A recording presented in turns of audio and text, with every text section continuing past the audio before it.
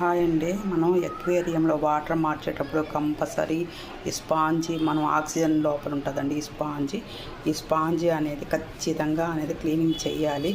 Cleaning చేస్తేనే మనకి కరెక్ట్గా వారానికి 15 రోజులకి పైప్ ఇవనేది అంతా క్లీనింగ్ చేసుకోవాలండి. ఆఖరికి దాని లోపల ఆక్సిజన్ లోపల ఉండే ఫ్యాన్తో సహా క్లీనింగ్ చేసుకోవాలి. అప్పుడే మనకు ఎక్వేరియంలో ఆక్సిజన్ అనేది బాగా ఫుల్గా అనేది ఫామ్ అవుతుంది.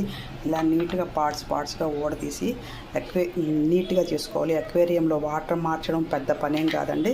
ఇవంతా క్లీనింగ్ చేసుకునే ప్రాసెసే అండి, చాలా లెంతీగా ఉంటుంది.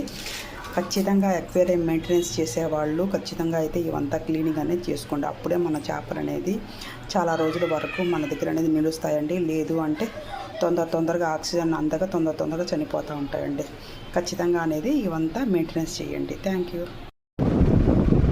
చూడండి, ఆక్సిజన్ అనేది మనం క్లీన్గా చేసుకున్న తర్వాత ఎంత బాగా ఆక్సిజన్ అనేది ఫామ్ అవుతుందో, అలాగే ఫిష్లు కానీ అనేది యాక్టివ్గా అనేది ఉంటాయండి.